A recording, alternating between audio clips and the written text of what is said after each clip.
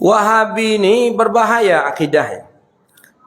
Orang ulama-ulama yang hidup di zamannya saja dahulu, yang sezaman dengan Muhammad bin Abdul Wahab, seperti Syekh Zaini Dahlan, seperti Syekh Sawi, itu di dalam tafsirnya jelas mengatakan itu. Dalam tafsir Sawi, buka, beli kitab tafsir Hasyiah Sawi.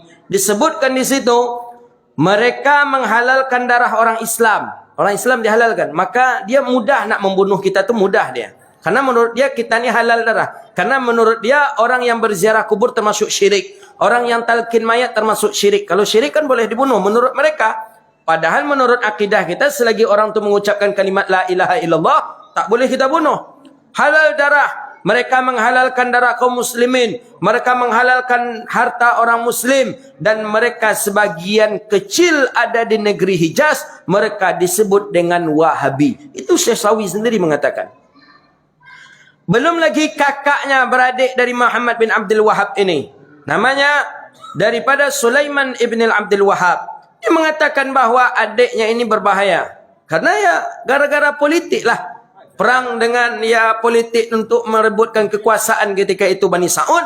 Akhirnya timbullah pemahaman Wahabi.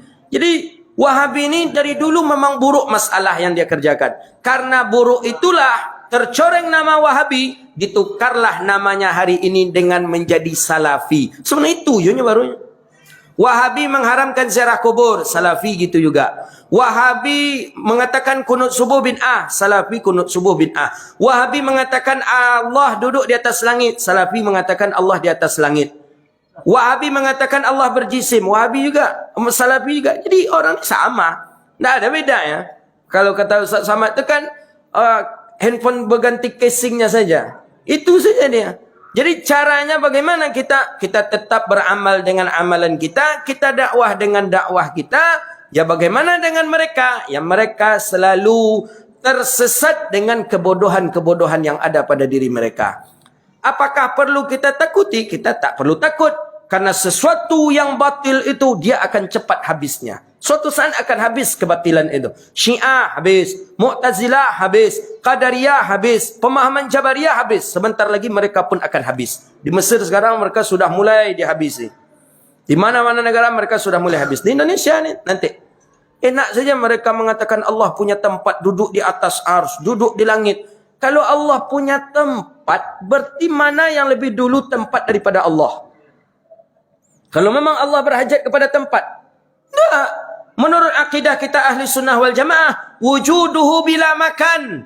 Ada Allah tak berhajat kepada tempat. Kalau Allah kita sebut berhajat kepada tempat, berarti Allah makhluk. Lemah Allah berarti. Kalau tak ada tempat, berarti Allah tak ada. Kan bahaya ya. Kalau memang Allah berhajat kepada langit, langit tempatnya Allah, mana yang dahulu Allah pada langit? Oh dulu langit. Jadi siapa menciptakan Allah? Langit. Jadi menciptakan langit siapa? Allah, langit. Kan bahaya itu. Wujuduhu bila makan. Allah tak berhajat. Oh dalilnya ada Ustaz. Dalil Nabi Isra Mi'raj ke atas langit itu tanda Allah di atas langit.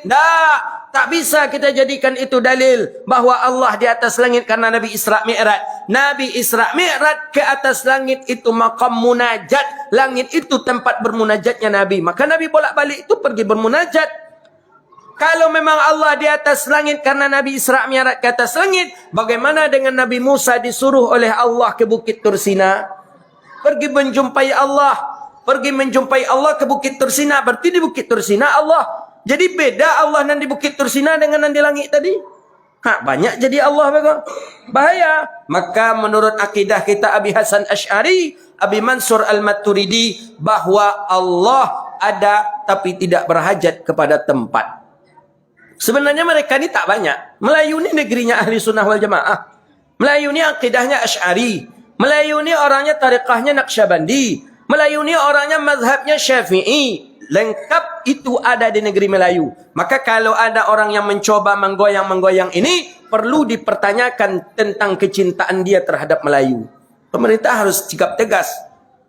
Para teroris-teroris itu coba lihat apa akidah di belakangnya.